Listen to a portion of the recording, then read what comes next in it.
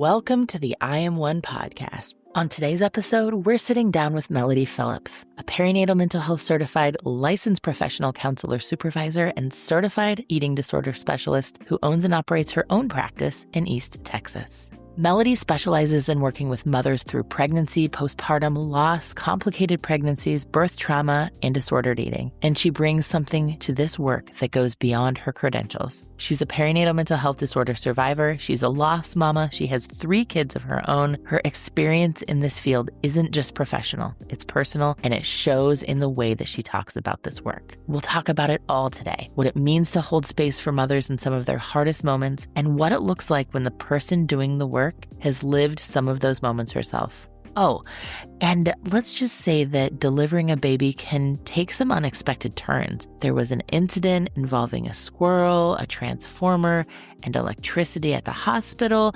We don't want to spoil it. We'll let MELODYE do the honors. So without any further ado, please sit back, relax, and enjoy this episode with our friend MELODYE. MELODYE, welcome to the podcast studio. We are so excited to be sitting down with you. I've been counting down the days. All the listeners should know. I've been looking ahead at my calendar going like, okay, I have like 4 days till we record with MELODYE, 3 days. And then a storm hit today. And this is your second location. Yes. We've made it happen. Your internet is cooperating at the moment. And we are so excited for you to be here and to have this conversation with you. So thank you.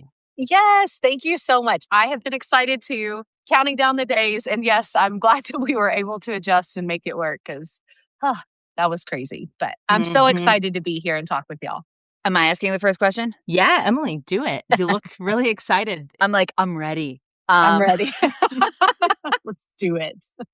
Okay, so MELODYE, can you give us an introduction to who you are? Like name, pronouns, are you a parent? What do the people need to know about you? What's your favorite pizza topping, etc.? You know? Share your location. Okay. Give us your social security. My life story, all the things. Whatever you feel like. All right, I'm ready to go. Okay. I've got it all. Okay. My name is MELODYE PHILLIPS. My pronouns are she, her. I am a parent. I'm a mama loss, however you say that. A lost mama. A lost mama. That's the phrase I was looking for. You're not a llama, though. I'm not a llama. Not to be confused with llamas. No. No, not there. So I'm a lost mama, and I have 3 living kiddos. They are 9, 7, and 5. I have 2 boys and 1 little girl. She actually busted her eye last night. It is swollen shut. Oh, So, no. yeah, she just lives her best life being so fun. I'm in Texas. And I am a therapist and own a group practice called Maternal Mental Health at East Texas. So my husband and I also own a business called Camp K9. People get really excited about that. Think that's fun to know. Cool. We do like day camp. People bring their dogs for basically daycare. And then we board dogs and cats, mainly dogs. So yeah, super fun. Holy cow. Yeah. Do you have like a lot of land? No, we have a facility where we own. I mean, there's like, I think it's like an acre, maybe. Yeah. Maybe not quite an acre, somewhere in that range. And so we've got a facility there. We don't live there. We did some separation in life. So, that's smart. That's a healthy boundary. Yeah. Yeah. I've lived within the city limits where a third of an acre is like a big lot. Yeah. Yeah. An acre. That's pretty cool. Yeah. I didn't know that. We didn't discuss this in the pre-recording. I didn't share that tidbit. Yeah. It didn't come up. Yeah.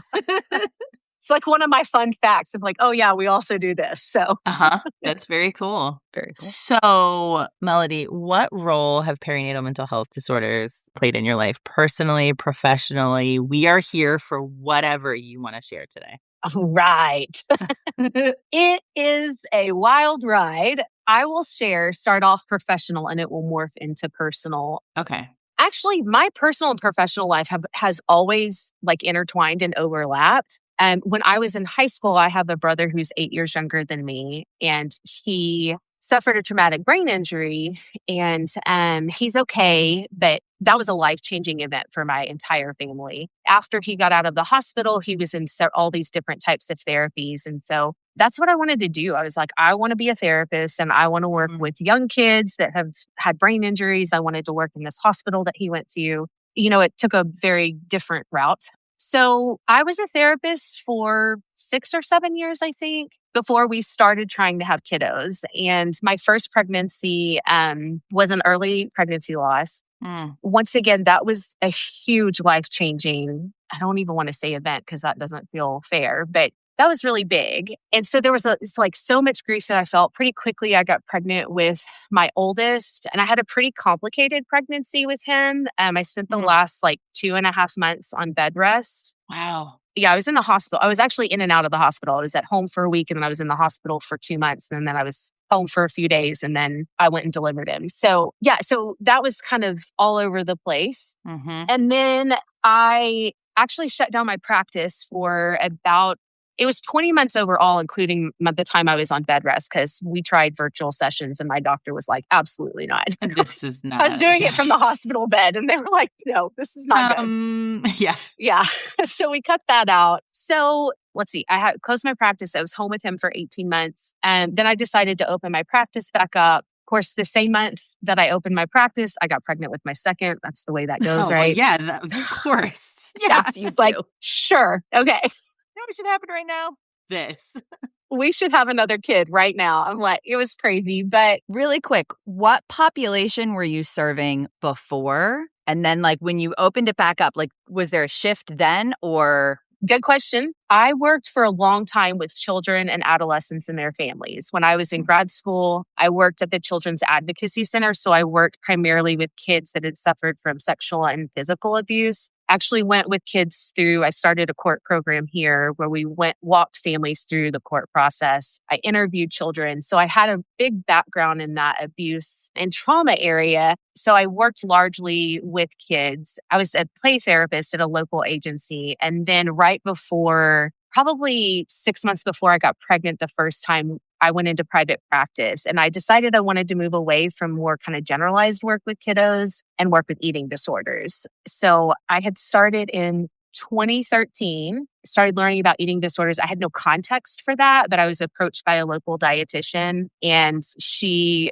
needed a therapist to work with. So I really fell in love with that work very quickly, then decided to go into private practice. I just got a great opportunity. I had no intention of doing that, like career-wise. That was never a goal. But knowing we were not trying yet, but we were talking about like we were going to get there. And we just knew it was a good decision for us. And it was. I'm very grateful that I made that choice. But I worked solely with people who had an eating disorder. And I talk about it from like a spectrum. So you could have been diagnosed with a clinical eating disorder, or it could have been like, I just have issues with food in my body. And I saw adolescents and older. I stopped seeing younger kiddos. And so I primarily saw adolescents and young adults, but I did have a woman in her 80s and I had a couple of adult men as well. So that was my primary specialty. And when I opened my practice back up, that's what I stuck with. I was still largely with eating disorders. I did not start learning about perinatal work until after my second was born. So when I was pregnant with him, my oldest he was like 15 months when I got pregnant. Melody's doing quick math. I don't know. On a Friday. Yeah. They're 2 years apart. So that makes sense. Yeah. Yeah. Somewhere in there, however that works. Yeah, I was still in that postpartum period, but I didn't even know or have context for that because I thought like, well, he's over a year, so I'm done with that period. So then my pregnancy with my second, my pregnancy was less complicated, but my birth and delivery was a dumpster fire. It was really bad. We were trying for a VBAC. So this is just a little fun tidbit. So when my oldest... We like those. Okay. He was breech. One of the reasons why they had me in the hospital is I had low amniotic fluid. So the way the nurse described it is he had no swimming pool and he was breech. And so they weren't even willing to have conversations about flipping or anything like that because we were all just so worried. Yeah. I went in at 27 weeks and I had him at 36. Is that right? Yeah. I went in at 28 and had him at 36. And like, I wasn't worried about having a C-section. It wasn't what I wanted, but I was like, at that point, I was like, just get him here, like for crying out loud.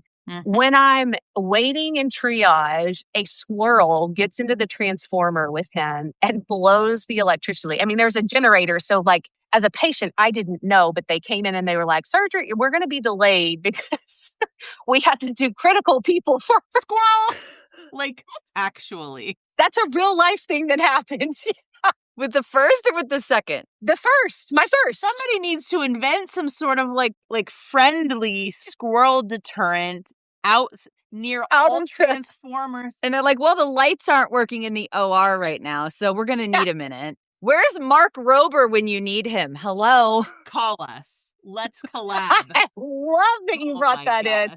My kids love Mark Rober. And that episode, I'm going to have to tell my oldest, that's why. Oh, gosh, the squirrel videos. That's why. Oh, my gosh. Yeah. If you listen, we're digressing. That's hilarious, but it's fun to digress. If you haven't Googled, like, Mark Rober, or not Google, go to YouTube. Mark Rober squirrel video. Man, he makes science awesome. Mm-hmm. Yeah. Oh, man. Anyway, check it out if you haven't. Anyway, back to your regularly scheduled programming. Back to your delivery. Yeah. To this craziness. So after that, it was fine. Had a C-section, whatever, all that. Okay, fine. So then with my middle, we were trying for a VBAC because then I was like, I don't ever want to do that again. That sucks. And so let's not do that. My doctor was very pro VBAC, very supportive. I had gestational diabetes with my oldest, had it again with my second.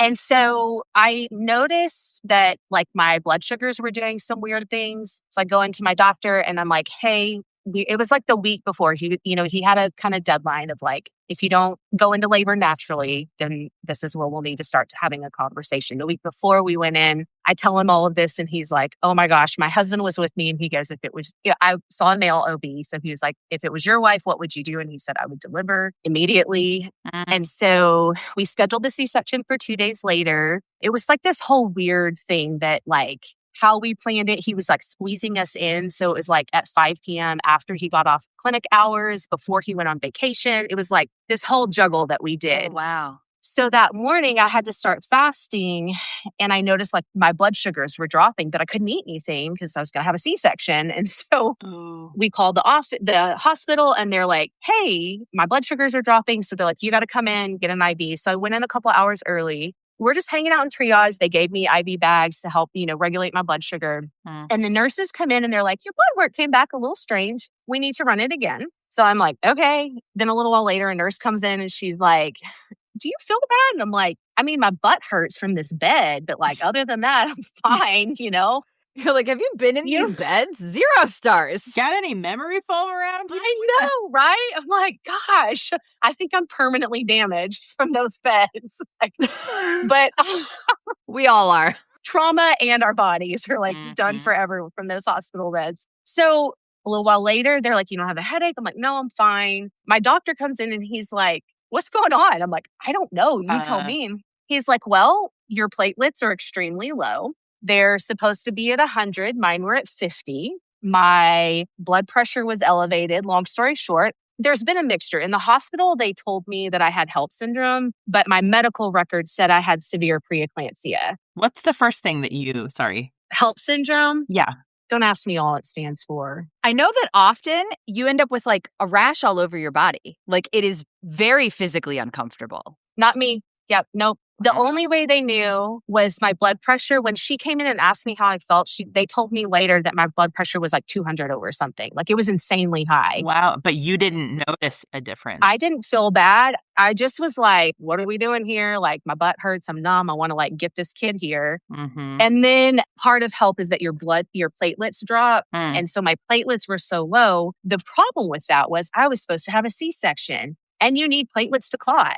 And so they were like, we can't I just remember sitting there thinking like, okay, I can't stay pregnant longer. I have a kid at home who's waiting on me. You're like, I have somewhere to be. So I'm like, we gotta do something. Like, but I also like want this kid to get here safely. So I was like, I just remember thinking like, what do we do? Like, what are y'all suggesting? And their suggestion was, this also is the funny part. So the anesthesiologist comes in and he's like, hey, your platelet count's really low. So like, we're going to have to give you a platelet transfusion before you deliver because you'll bleed out. And he said, if we give you a spinal tap, right, for your C-section, there's a 1 in 100 chance you'll be paralyzed, or we can put you under general anesthesia. Your husband can't be in there, whole thing. Because you're out. Yeah. It's like you go in for surgery.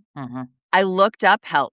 Okay, thank you. Because I want us all to know this is like the first episode we've done where we've covered anything like this. So it is a variant of preeclampsia. It is like a severe version. So there's a breakdown of red blood cells. There's liver issues. There's elevated liver enzymes and low platelets. And obviously, if it's a variant of preeclampsia, you're still going to have the blood pressure issue on top of all of that. Yeah.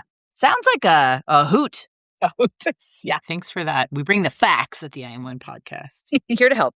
Yeah. Yes. No, I do I'm like, I don't remember all of it, but yeah. But that's why you got the messaging of both. Like sometimes they were like, it's preeclampsia, and sometimes they were calling it HELP because there is an overlap there. Yeah. Okay. And the treatment for it is delivery. I mean, that's the safest thing. And so thankfully, I was 38 weeks when that happened, because even if you're earlier in your pregnancy, that's still, because it can be fatal. Yes. I remember my parents came, it was just like this whole thing. Everybody was like, what's going on? I was like, I don't know. Like just feeling so anyways, this anesthesiologist comes in. He's like, you got a 1 in 100 chance that you're going to be paralyzed. And I'm thinking, that's not bad. And my husband was like, whoa, hang on. Let's have a conversation, because that feels a little close for me, So we talked about it more. And my dad was a CRNA, and his specialty was labor and delivery. And so we kind of processed through with him. Interesting. Cool.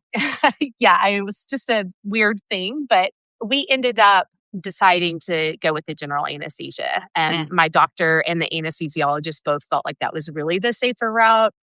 Although my doctor kept apologizing, I'm going to have to put you on magnesium after you deliver. And I was like, why are you apologizing to me? So then later on, I found out, because it's awful. You're just so drugged out. It was just You didn't know. I didn't know. And now I'm like, now I know why. He knew. Yeah. The magnesium that you get in that situation is very different than like the supplement that you take. Yeah. Oh, thank you for saying that. Yeah. It's not like a before bed calm drink or whatever. Yeah, right. No. Yes. Like you're like kind of sedated a little bit. Yeah. So I had a friend come and visit, and she told me afterwards, it was very distressing for her to see me, because I was there and I was talking, but I was just she wasn't prepared, because everything happened so quickly and she didn't have connections to know. So she just kind of showed up and was like, oh my gosh, this was pre-COVID when you could just show up, to things. So yeah. So that was his birth. And my husband didn't get to be in the room, bless his heart. So it was trauma for him, trauma for me. Yeah. You were not able to witness. No, I was out. Your husband wasn't there. You weren't there. Nothing like either of you had expected. Yeah. Yeah. And not what we had expected at all. So that was a big thing. I had originally, he told me when we were talking about family planning, we'll have as many kids as you want. And I wanted 4. That was the number. You pick out of a hat sometimes and you're like, this is what I want. You're like, I played MASH as a kid. I know how many kids I'm having. Right. It always said 4. Yeah. Also, we're living in a mansion. Yes. Just so you know. Also. Yeah. Also, you're Chris Pine. Cool. Oh my God. I'm joking. Cool. Oh man. MASH. Okay. The MASH days. It's so good. Melody, back to you.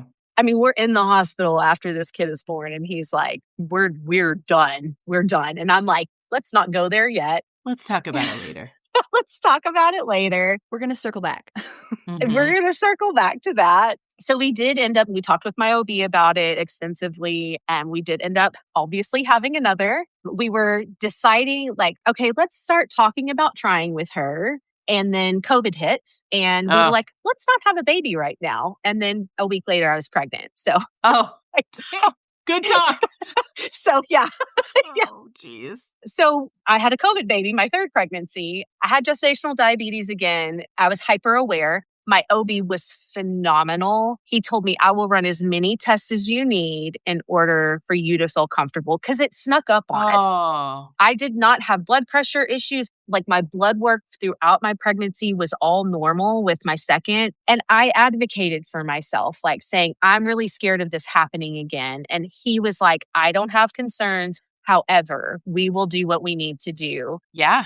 I love that man forever. Mm-hmm. And he was like, I'm so sorry, but we can't even have a conversation about a VBAC at this point. And I was like, I don't want to. I need something to feel a little more controlled. So we go in, because I'm not done with my pregnancy chaos. Go in for my third. There's more. There's more. Oh, Melody. No. So I'm on the operating table. We had the normal thing. Spinal tap? Yeah, I had a spinal tap. Doctor comes in. He's like swabbing me to see if, because they check to make sure that you're numb. And I'll go, oh my gosh, that's cold. And he's like, huh? Come again? I can feel that. And he's like, that's not okay. So we do all of these things. I'm upside down for a while, or I don't even remember. They moved the bed. We were trying all these things. They were afraid to give me more anesthesia because they didn't know how much had actually like taken because my legs were numb, but parts of them weren't. And it was just a really odd thing. So once again, my husband and I are like, what would you do? And he's like, I'm so sorry. I would do general again. Like, I don't know. I'm scared if we give you too much, what that will do. So I'm like on the bed crying, and the woman comes in. She's like, you're going to be okay. I'm like, I know, I've done this already less than 2 years ago. I'm like, I'm over it. So Jeez Louise. Obviously, I'm over it. Totally fine. But y'all, what's crazy is I still wanted a fourth, and I'm not even done with her. So I have her, and the rest of that part goes fine. I'm in recovery. No, I was upstairs at that point. So I'm in the postpartum. And I start hemorrhaging, and I passed a blood clot that was as big as a baby, is what the nurse told me. And my OB said, when he was like working with me, he said like, yeah, your uterus just wasn't contracting the way that it needed to. And my two youngest are 20 months apart. And with a C-section, they recommend, which I know not all moms do that, but they recommend a 2-year between the deliveries, at least a 2-year time window. Why do they recommend that? I'm not 100% sure. I think it has to do with just like giving your body that extra time to heal. Yeah. We overlook the impact of C-sections, and just how hard they are on your body. Like, I have a friend who she's got 4 kiddos. Her youngest 2 are twins. Her oldest 2 didn't have any pregnancy, like had normal pregnancies, easy vaginal deliveries. Her twins, she had I think one of them was a C-section. And she called me afterward and said, I am so sorry. I thought you were being kind of a weenie about it. And now I know. Well, I think we've heard so much about C-sections that it sounds like, oh, it's just this routine procedure. In fact, it is major surgery. It is. Yeah. It's a big deal. Yeah. So, and then after my middle was born, I was working very part-time. I was asked by someone who was executive director of a nonprofit. They ran a support group for parents that had experienced stillbirth or infant loss. And she asked me, she had a bunch of moms who were pregnant again that were really struggling. And she knew my story. And so, so I was pregnant with my middle because I ended up going through a lot of this group. So anyways, I found out I really loved like working with parents. And I actually put on my Psychology Today profile because I was mixed, because I had all this eating disorder, very specialized training. And I knew that perinatal mental health was the same, but I didn't know where to go yet. And so I was like, well, I feel like I need to put it out there so people can start finding me. The same in that there's specialized training. Yes, for perinatal mental health. Yeah. Yes. And I wanted the right clients to find me. And so I put it out there on Psychology Today, and Melissa Bentley with PSI. Shout out Melissa Bentley. Okay. I don't even know if she remembers, but I'm sure she does. Melissa's got a good memory. I fangirl her hardcore because she was like, hey, do you have perinatal training? And I'm like, no, but please tell me where to go. It was so new. And so she's like telling me about PSI and all this stuff. So I started doing the trainings. I actually did the training in 2020. I was pregnant with my third. I remember doing it from my living room floor with my 3-year-old and my 1-year-old crawling all over me. But so that's how I got into the perinatal world. And so I didn't have any context for perinatal mental health disorders. I'm getting back to the original question. Oh, okay. I know you are. This is a great story. Continue. Yeah. So through the training, I looked back at my postpartum with my oldest and then pregnancy with my second and was like, holy cow. And I'm like, I for sure had postpartum anxiety, for sure. Just all of the things that we experienced. After my middle was born, I definitely had postpartum depression. I didn't have the PTSD, the flashbacks, and, more of that kind of classic trauma response, but it was a lot of the depression. And the piece that I shared, I read the quote by Karen Kleiman that said, one of the hardest parts about the symptoms of postpartum depression and anxiety are that they don't feel like symptoms. They feel like who you are. And I like started sobbing reading that. If you've experienced it, you know what that means. Like your whole body, it goes. Yes. Anytime I talk about perinatal mental health disorders, I mention that quote because I remember when my middle was a baby, my oldest looks very similar to me. We're very like personality. We're very similar. My middle looks a lot like his dad. I don't know whose personality. He's got his own mix in there. Wild card. Squirrel. Yeah. But he would cry. And now looking back, I'm like, it was the witching hour of the day. But my postpartum mind, and I think still trying to process and understand, not only physically, because having gone through general anesthesia, having been on MAG, and then also having had another C-section, like it was all these things. I was just in this fog and this daze. And I would describe to people later, not at the time, but it felt like there was like a glass in between me and him. I did all the things. I breastfed him. We didn't have any issues with that. I cuddled with him. It was like all the stuff, but I just felt like there was something in between us. It wasn't like we weren't bonding, but it was just like I couldn't get to him fully. And then he would cry and my husband would get home from work and he'd stop crying. So my narrative was, see, he knows. He's the one who knows I'm really this awful mom. I'm the problem. Yes, I totally felt like I was the problem. I have a very close relationship with my mom. My best friend is a therapist. My other best friend is a social worker. My husband and I are very close. I talk a lot. So he hears a lot from me. Yeah. And I never once did I tell any of them this. And so my middle stopped, like just one day, like stiff-armed me, stopped breastfeeding at 10 months old. And I was distraught. Yeah. Yeah, he was literally like pushed me away. I remember the day. I remember where I was. I called a lactation consultant that I had worked with my oldest. She had worked with me in the hospital with both kids, like knew her well, loved her. She came out and we did all the things that she said to do. He ended up getting tubes. And so I think he had gotten a lot of ear infections. So I think it had to do something with that. But there was not, like, he would not latch again at all. He was like, no, we're good. I'll have applesauce and like some crackers or whatever. Like, yeah, he's like, I'm fine. I was not fine. Because once again, it reinforced this narrative that like, I've done something wrong to him. Right. Oh. Of course, now he is my cuddle bug and all these wonderful things. Like my mom is like, remember when? And I'm like, yeah. Well, then fast forward, my daughter was born and I felt great, y'all. Like I was so worried. I felt wonderful. And that's when I started talking about how bad I felt after my middle was born. And my mom and husband were like, what? And I'm like, I felt terrible, but I didn't tell anybody. And I didn't know until I had gone through those trainings. And that may be the difference because I was pregnant with my daughter when I did the PSI training and I started learning. And I think even though I didn't apply it in those moments, I think it did help give me language and understanding of what was going on. So it felt less personalized. Oh, yeah. Yeah. So definitely have had a lot of my own experience, even though I didn't have language for it at the time. So that's the answer to that question 30 minutes later. I mean, you've just covered a lot of things. You've told us your experience, whether or not you were diagnosed, what it was like to get help, because you didn't know that you needed it until you were in that PSA training. And how did you find PSI? Melissa Bentley found you. Yeah. Yeah. So there you go.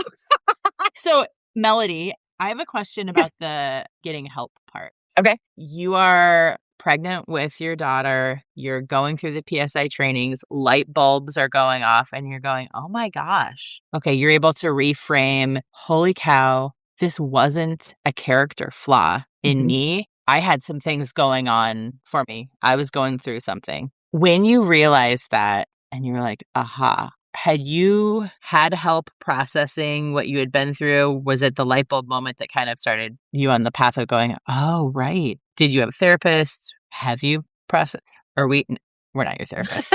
Are you okay? This is not therapy. Yeah. It may be therapeutic, but just my relationship with therapy overall. When I was in high school, I started therapy. I saw the same therapist off and on from 17 to 32. Wow. But she retired before like my oldest was a year old, I think. Like I remember taking him to her office. Dear therapists, it's rude when you retire. 17 to 32? You have been through some things together. Wow. Yes. Yeah. She helped me walk through a lot of huge life events. So Yeah. You grew up with her. I literally did. Yeah. Literally like grew up with her, saw her while I was in grad school, like all the things. And yeah, so she was really wonderful. She did see me a few times after she had like officially retired, but her license was still active because she was like, friend, you need some help. Yeah. I was like, please just like help me. She's like, I'll dust off the couch. Hold on. Yes. Yeah. I'll dust that off. So she had retired when I really realized like, oh, this is what this is. Mm-hmm. Side note, at that time, I was the very first PMHC in my area. And I live in a pretty big area in Texas. Yeah. Mm-hmm. There just wasn't a lot of conversation and awareness yet. There weren't like meetups of people who were specialized in perinatal mental health. No. Mm-mm. Got it. To my knowledge, at least, I'm the first PMHC in my area. There's only like 7 of us now, but still, that's a big change in a short amount of time. Right. So I had trouble finding someone who had perinatal training. The other thing is, I'm an eating disorder therapist, and I work from a body and food neutral approach. And I'm very picky about who I see. So I was also trying to struggle, like balancing, like, okay, well, I can see someone who's trained in the perinatal world, but also I don't want them to give me diety information, especially because I had gestational diabetes. I got lots of input about that. So I found someone who said she kind of did a little bit of both. Her perinatal training was really more of like her personal experience. And I remember feeling kind of frustrated, like, like she did a lot of skill teaching with me. But looking back, I'm like, there was really some like rage going on. And I think that was a lot of like the anxiety symptoms, but she didn't really have the lens to like really help with that. So I saw her for a short period of time. And then I saw another therapist for a short period of time, also being doubly self-employed. And we have terrible insurance. We have health insurance that's like, in a catastrophe, we're covered and we're okay, but we don't have mental health benefits. If you'd like to see somebody, it'll be a copay of $8,000. No. Yes. Yeah. But it feels like it though. Like there isn't a $20 copay to go see somebody. No, there was not that. So I really had trouble. There were people that I wanted to see, but I couldn't access. Yeah. Mm-hmm. That was a real struggle. I think that I could have gotten more help sooner. I've never formally done trauma therapy and would probably still benefit from it with my middle. Once again, I'm not having active PTSD flashbacks. Like I don't have a lot of times where I remember or get distraught about it, but I still think it would be helpful for me to go back through and reprocess. Totally. So yeah, but the resources are limited because, well, and that's a whole other conversation that we could have about insurance and just the accessibility. So yeah. Yeah. So, and that experience did shift things for me professionally as well. Like we now take insurance. I have a grad intern who sees moms who have Medicaid for free.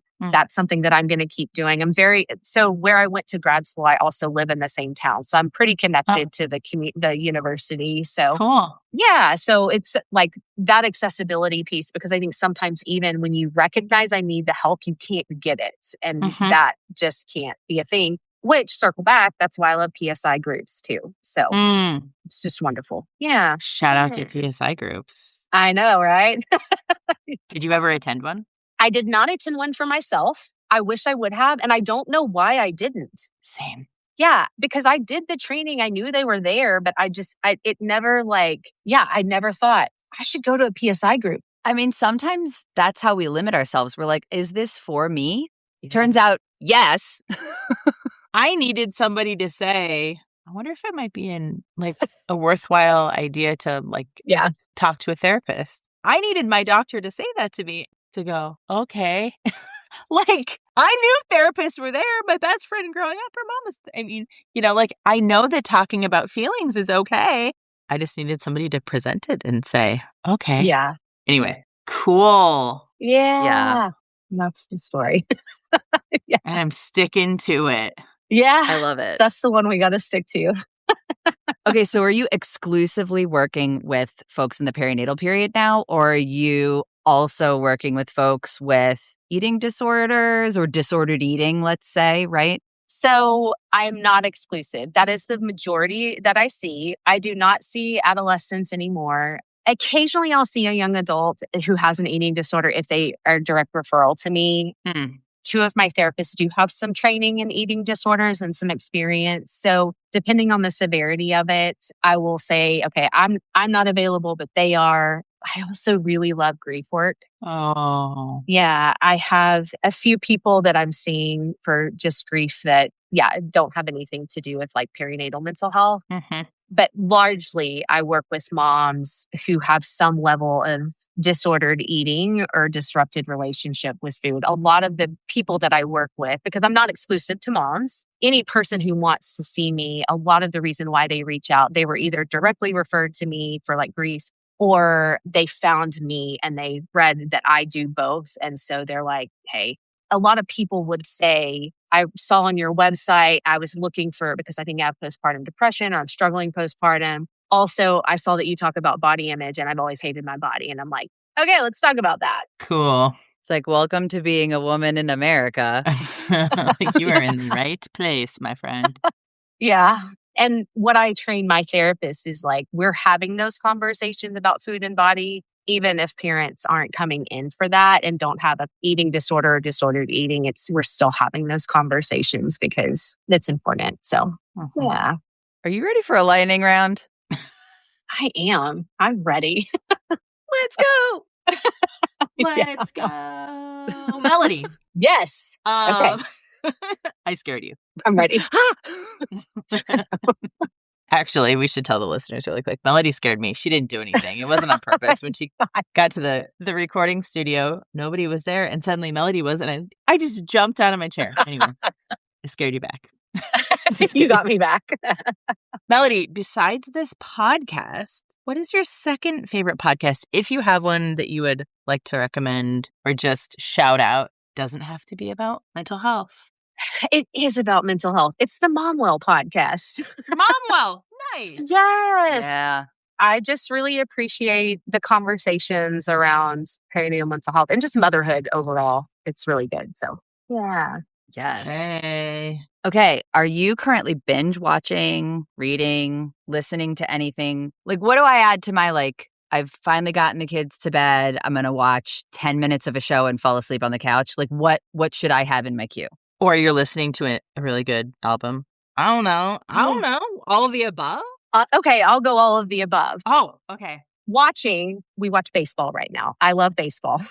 Who's your team? The Rangers. Hang on. Why do you say it like that? I'm from Texas. I'm like...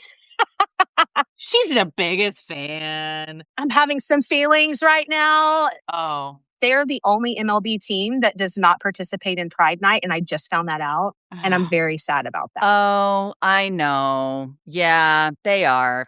Yeah. So I was like, well, that sucks. But I also don't like the Astros because they cheated like 7 years ago. Melody doesn't hold grudges.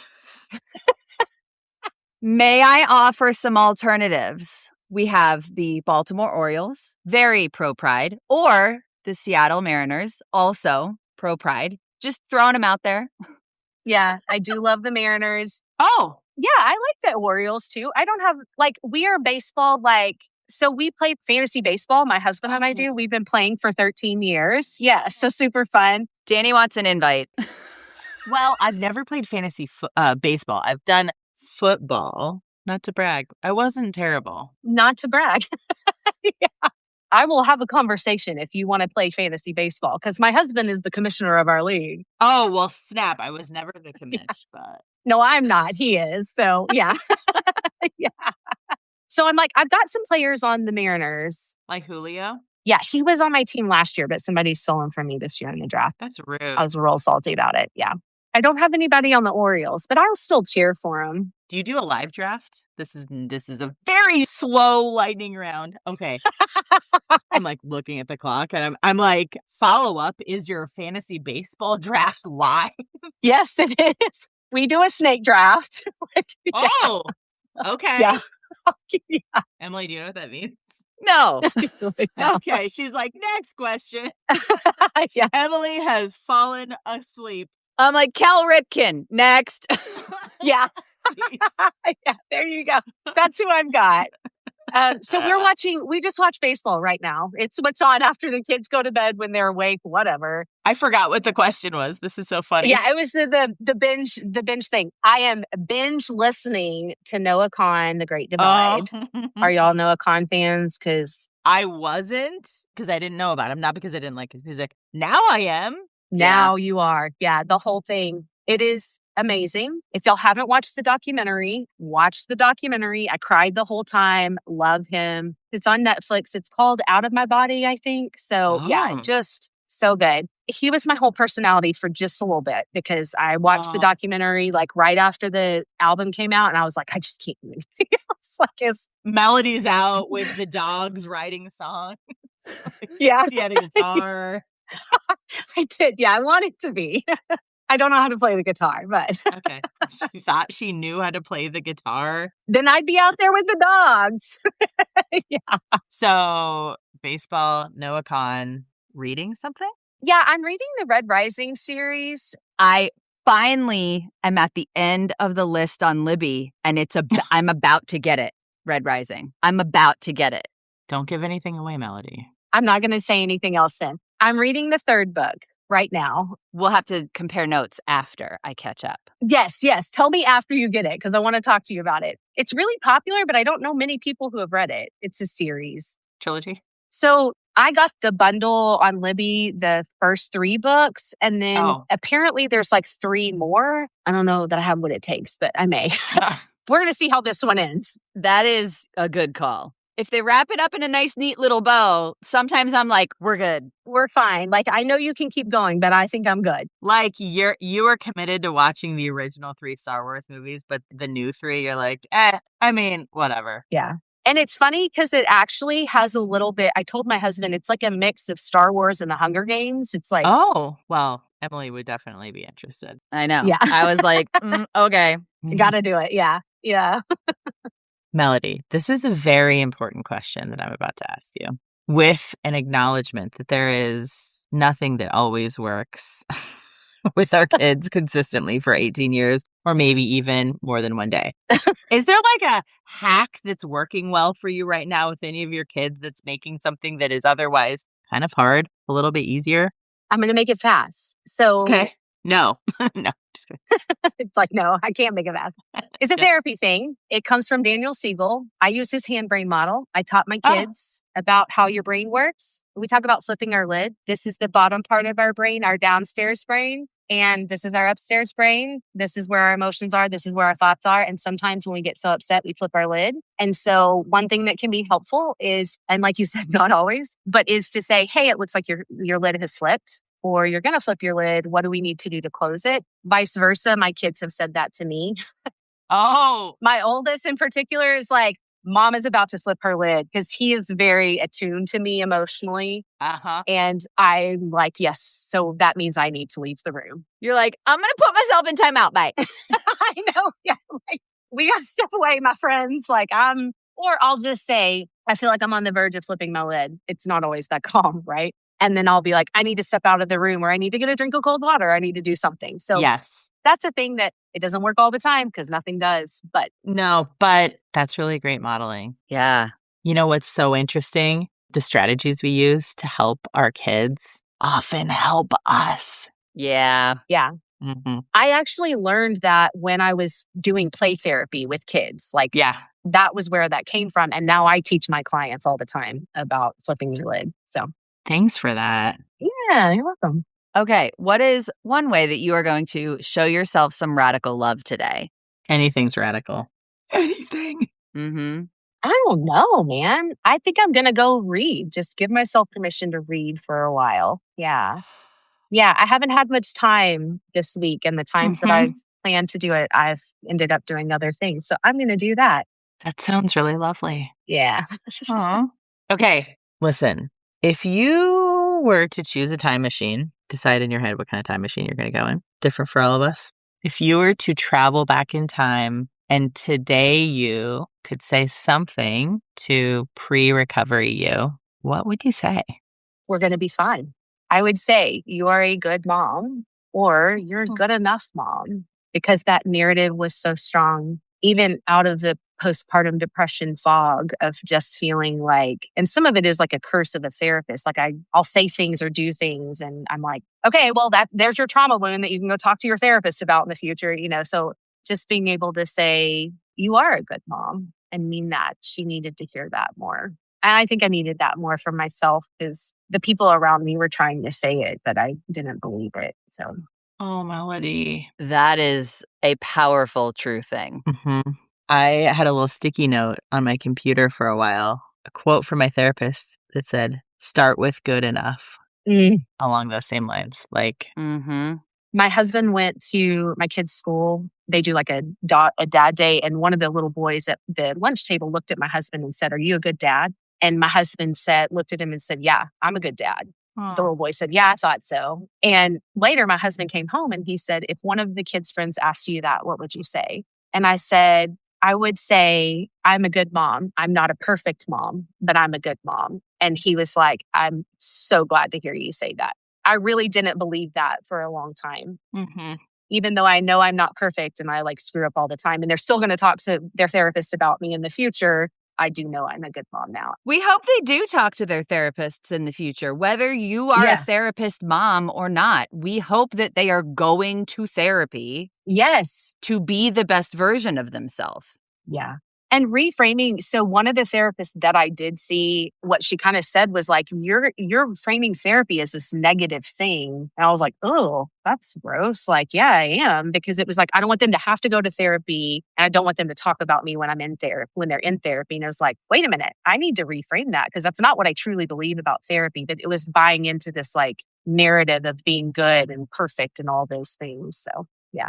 Well, this part of the lightning round has hit me in the eyeballs. I'm going to go cry before I go read.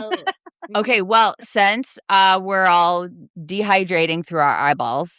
Great transition. I know what's coming. This is great. How do you take your water? Bubbles, no bubbles, flavor, no flavor. Do you have an emotional support water bottle?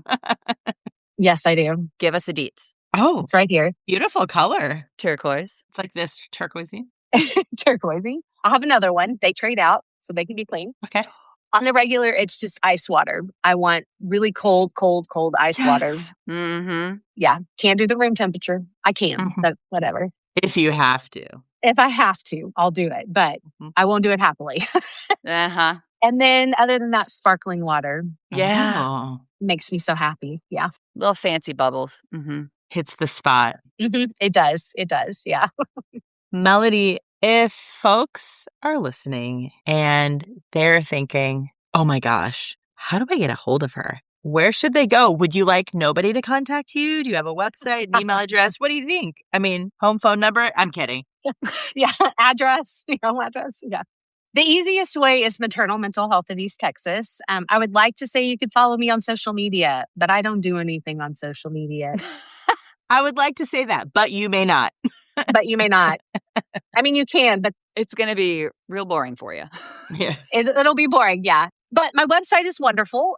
So they can find me Maternal Mental Health of East Texas. And that has like email and phone number and all that kind of stuff. Perfect. We will drop links to all of that, all of the things that we mentioned in today's episode in the show notes. Emily, can you take us out? I would love to. Okay. Melody, thank you so much for joining us, for sharing your story. I think it's always interesting when we have someone who PSI found you.